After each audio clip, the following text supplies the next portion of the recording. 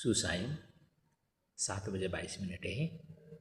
आज 24 नवंबर 2025 सोमवार। ये इस्कॉन है बोरला में। आज हमने कल्कि ब्रह्म क्षेत्र गए थे। वहाँ क्षेत्रमोहन जी थे जो कि हमको घुमाकर कल्कि के बारे में, भगवान कल्कि का कैसा अवतार होगा, मालिका के अनुसार वो हमें सूचित किए। तो वहाँ से आने के बाद यहाँ पे बैठकर मैंने रचना किया हूँ श्री कल्कि ब्रह्म क्षेत्राष्टकम। पाठ कर लेते हैं, बाद में अर्थ करेंगे।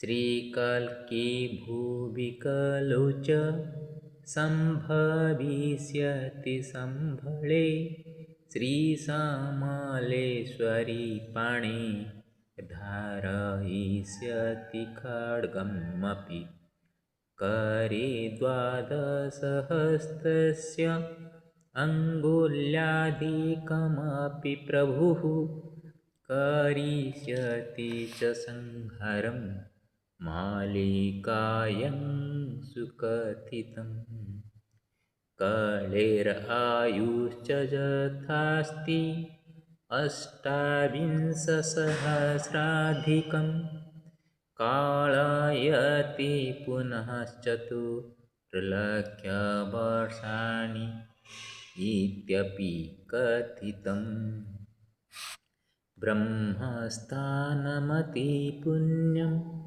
कामाख्या जाग्रता तथा तत्र विना मातुश्च निर्देशं प्रविष्टुं नार्हति नरः अहङ्कारविनिर्मुक्तौ पश्यति ज्ञानममृतम् अहमस्मि यथा ब्रह्म ज्ञानं तथैव कुतः क्षेत्रं संत्यज्य जगन्नाथ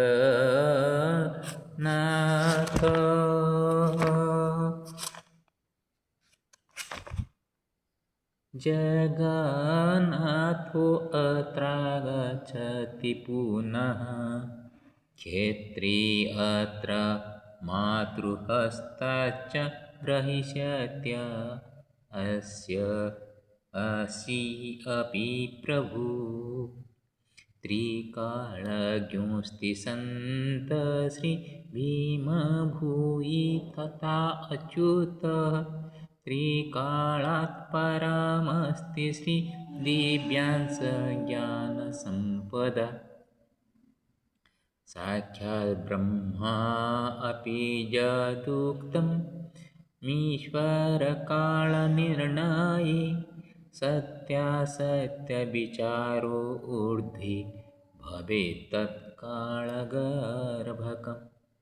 चाष्टकेन यथा मत्या मागतं वचनं मम करोमि तत्तु मामिष्ट चरणार्पणममृतं करोतु भगवान् विष्णु काले कलुषहरणं किं कर्तव्यविमूढेव नरा न सन्तु विमुखाः। अभी उसका अर्थ करते हैं। श्री कल्कि भुवि कलौ च संभविष्यति संबळे श्री समलेश्वरे पाणे धारयिष्यति खड्गमपि। कल्कि पुराण में उल्लेख है। संबल में, संबल 2 जगह है, एक उत्तर प्रदेश में भी संबल है, हमारे यहाँ पे भी संबलपुर है उड़ीसा में। तो संबल में विष्णुदास में घर में भगवान पैदा होंगे। लेकिन आज जिस प्रकार को मेरे को बताया गया है, हमारे यहाँ पे जो मालिका रचना किए गए हैं, अच्युतानंद जी है, भीमपुरी जी, संत जी है, ये सभी त्रिकालदर्शी थे। आगे क्या होगा उसको अपने भाषा में इस तरह का गूढ़ भाषा में रचना किए हैं, उसको साधारणतः समझना इतना सहज नहीं है। तो कुछ लोगों को पता चलता है, और आजकल का जिस तरह का परिस्थिति हो रही है, घटना घटती है, उसको आधार कर ये सभी उनका बातें घट रही है कहकर उसको थोड़ा लोगों में ये बैठाना चाहते हैं कि कलियुग अभी अंतिम स्तर में है और सत्ययुग आ जाएगा। ये कहाँ तक सत्य है और कितना झूठा है, ये काल गर्भ में है, हम लोग बता नहीं पाएंगे। लेकिन वो संबल में पैदा होंगे, और संबलपुर में जो अधिष्ठात्री देवी है, समलाई है, समलेश्वरी, वो सती देवी के दग्ध हो जाने के बाद उनको जब सुदर्शन चक्र में टुकड़े कर रहे थे तो उनका सर का 2 टुकड़ा हो गया। एक तो अभी समलेश्वरी दर्शन करके हम लौटे हैं वहाँ, और एक इस ब्रह्म क्षेत्र में जो कि कल्की ब्रह्म क्षेत्र बोलते हैं, वहाँ गिरा हुआ है, गुप्त होकर था। और वो ऊपर उठने के बाद वहाँ से समलेश्वर का वो एक हिस्सा है कि यहाँ पे जुड़ेगा जब, तब कलियुग का अंतिम होगा। और वहाँ 12 अंगुल से ज़्यादा 12 हाथ का एक तलवार, 12 हाथ का भी जमीन में खुद के है, और एक हमारा गंजा में बड़ा रघुनाथपुर एक गांव का एक भक्त है, जिनको कहा जाता है वो ही कल के अवतार के लिए कारण बनेंगे। उनका एक यहाँ पे ब्रह्म मंदिर तैयार हो रहा था, उस वक्त उनका एक दुर्घटना के जाते होते एक टांग में टूट गया है, तो वहाँ एक लोहे का उनको दिया गया है। और जब ये कड़ी समाप्त होने आएगा और कल के अवतार में भगवान यहाँ पे पधारेंगे, तो उनके शरीर उसी तक तो छोड़ेंगे। वो जब हवन करेंगे, हवन करते वक्त वहाँ भगवान आग से निकलेंगे, तब उनका शरीर से वो जो हड्डी से 12 अंगुली का मिलाकर यहाँ पे 12 हाथ का खड्ग है, दोनों मिलकर एक बड़ा खड्ग होगा, तलवार, उसको लेकर भगवान कल्कि ने कली पुरुषों का संहार करेंगे। ये क्या बात है। लेकिन ये तो काल गर्भ में है, काल क्या होगा किसको पता है। फिर भी जो बातें सुनने को मिलता है, जो लिखी गई है, हमारे यहाँ पे जो संत ने अपनी भाषा में रचना की हैं, वो गूढ़ रहस्य रख के लिखे गए हैं। ऊपर ऊपर हिस्से में जो समझ में आता है हम तो उसको बैठा कर बोल देते हैं। फिर भी देखिए, करे द्वादशहस्तस्य अंगुल्याधिकमपि च मापि प्रभुः करिष्यति च संभारं मालिकायं सुकथितं। 12 अंगुली से अधिक 12 हाथ का तलवार लेकर वो संहार करेंगे, ये मालिका में लिखी गई है। कळेरायुश्च यथास्त्यष्टाविंशसहस्राधिकं कळयति पुनश्चतुर्लक्षवर्षाण्यत्यपि कथितम्। लेकिन शास्त्र क्या बोलता है? 4,28,000 वर्ष से कड़ी का आयु। अभी तो 5,000 साल हुआ है, 5,128 साल हुआ है, और तो है तो 4 लाख तो व्यतीत होना है। हाँ, जिस प्रकार का लोग हो रहे हैं, जैसे कि ज्योतिष में एक कहावत है, कोई ज्योतिष ने उनको गणना करके बोल दिया कि अभी तुम्हारा शुक्र दशा है और कुत्ते तुमको काटेंगे। वो आदमी क्या किया, लकड़ी पकड़ के चल रहा था, जहाँ पे कुत्ता दिखता था उसको भगाने के लिए वो लाठी उठा। तो एक दिन एक कुत्ता ने देख रहा था, अचानक पीछे से आकर उसको काट दिया। वो क्या कहेगा कि ज्योतिष जो कहा वो सच हो गया। तो हम ऐसे करते हैं, जो सच्चाई कहा गया है उसी के ऊपर तो हम ध्यान नहीं देते हैं, बातों के ऊपर सिर्फ इतना हम डर जाते हैं कि काल कली नष्ट हो जाएगा, सतयुग आ जाएगा। अरे अब तक हम जब धूप में चलते हैं, लोगों का विश्वास नहीं होता है कि हम पैदल चल के आए हैं, वो बोलते हैं गाड़ी में आ गए। खाना छोड़ के रखे हैं, बोलने पर विश्वास नहीं होता है, जो जो होता है दे देते हैं, केला वगैरह दे देते हैं, फल वगैरह दे देते हैं, मैं सिर्फ पी कर चलने वाला हूँ, ये भी बोलने पर लोगों को विश्वास नहीं होता। जो बातें बोलने पर भी लोगों के मन में इतना शंका आ गई है कि किसी की बातों को वो ऐसे ही अच्छे से ध्यान से नहीं सुनते और परखते नहीं हैं। वहाँ सत्ययुग कितने जल्दी आ जाएगा, ये सभी क्या घटना घटेगी किसी को पता नहीं। बात्या आएगी, उसके लिए बहुत बहुत सारे इंतजाम किया जाता है, करोड़ करोड़ रुपया खर्च किया जाता है, बातें नहीं होती है।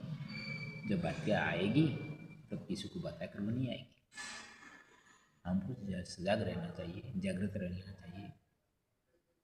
हम जागृत कम होते हैं और भयभीत होकर अपन को बचाने के लिए जो काम करते हैं जल्दबाजी में, वो 1 रुपया में 10 रुपया खर्च हो जाता है, इसको हम भूल जाते हैं।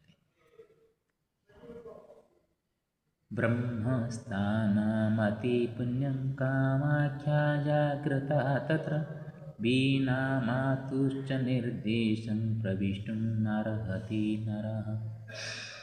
वो क्षेत्र मंजू बताए कि वहाँ पहले जाते हुए अस्वस्थ पीपल और बटवृक्ष दोनों मिलके ही वहाँ कामाख्या जी प्रहरी दे रहे। उसके अंदर कोई भी व्यक्ति, वो साधु संत भी हो, उनके बिना निर्देश से, बिना आशीष से, बिना कृपा से अंदर नहीं घुस पाएगा। मैं जब अंदर गया तो इसलिए वो मेरे को चमत्कार होकर मेरे को ये से बात बताए, मैंने सुना। कितना सच्चाई है वो माँ जाने, भगवान जाने, और मालिका का बात क्या सच्चाई है वो जो बताए हैं उनको पता है।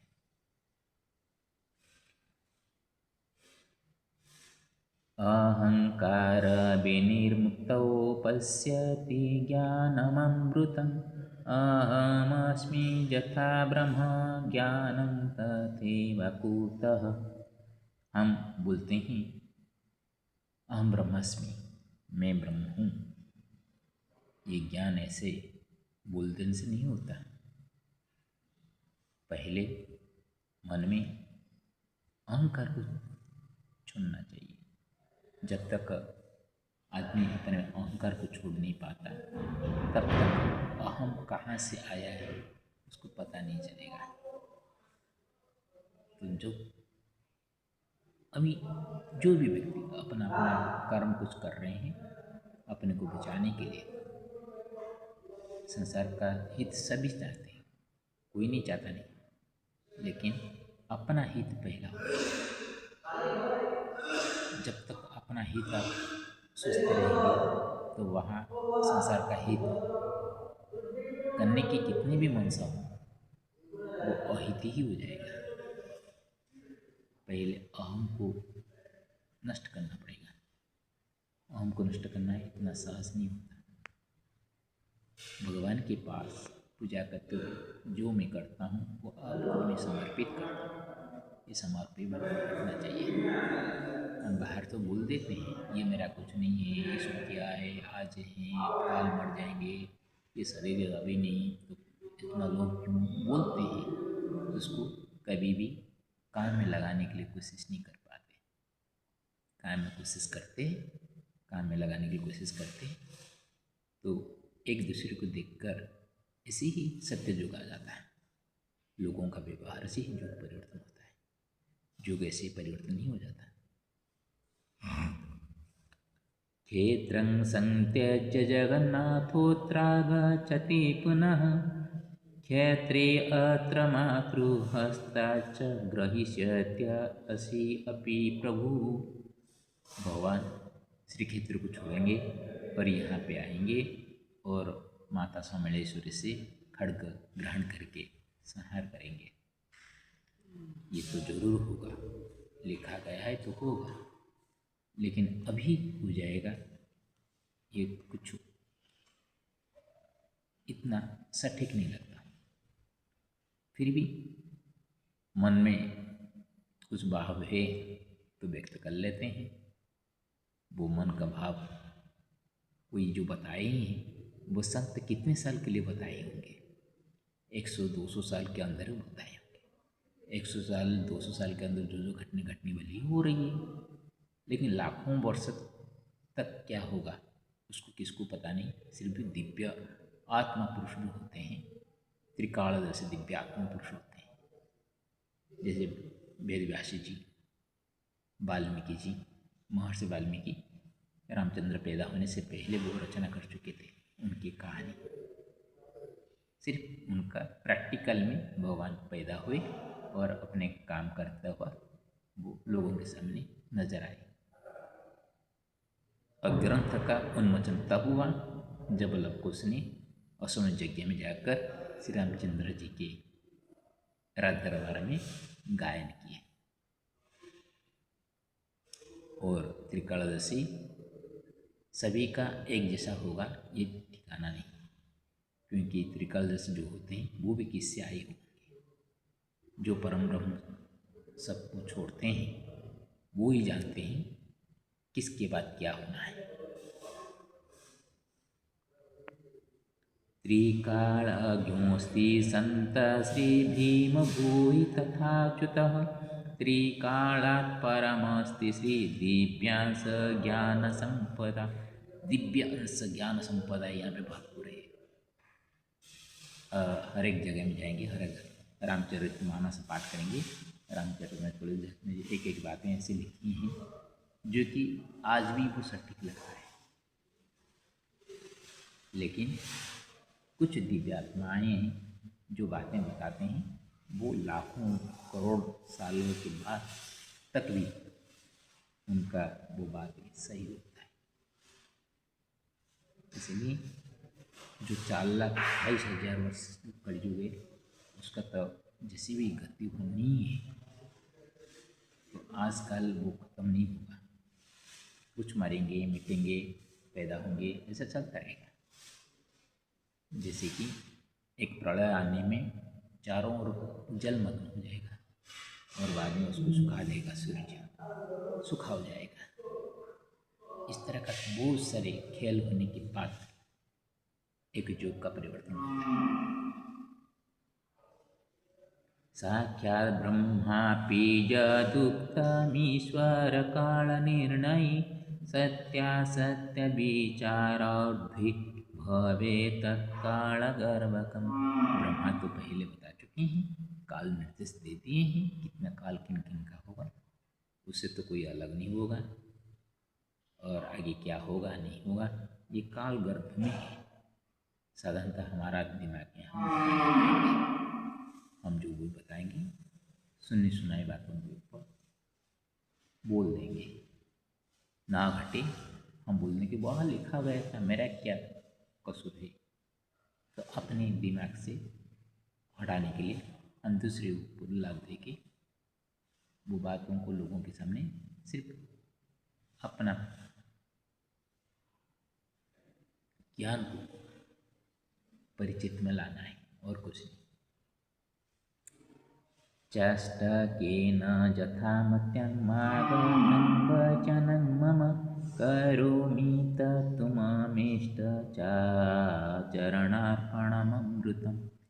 जिस प्रकार का मैंने मन में जो बात आई उसको मैंने अष्टक के रूप में रचना करके मेरे इष्ट जो लक्ष्मी नृसिंह है सप्तम के लक्ष्मी उनके से चरण में अर्पण करता हूँ। उनके चरण में ही अर्पण करने से उनको पता है काल गर्भ में क्या है और क्या होने वाला है। सही होने हैं तो सही में रखेंगे, गलत हो रहा है तो भी भगवान का दृष्टि से वो सही हो जाए, यही हम कामना रखते हैं। करोतु भगवान् विष्णु काले कालुषहरणं किं कर्तव्यविमूढेव नराः सन्तु विमुखा। कलुषा कली में जो कलुष होता है उसको हरण करे हे प्रभु विष्णु, यही प्रार्थना आपको है। और किं कर्तव्य में क्या करूं, इस तरह का भावना रखकर कभी भी नर भगवान के प्रति विमुख न हो जाए, यही हमें आशा रखते हैं। जय श्री हरि नारायण नमो नमः। श्री कृष्ण गोविंद हरे मुरारे, हे नाथ नारायण श्री हरि श्री कृष्ण। एक चक एक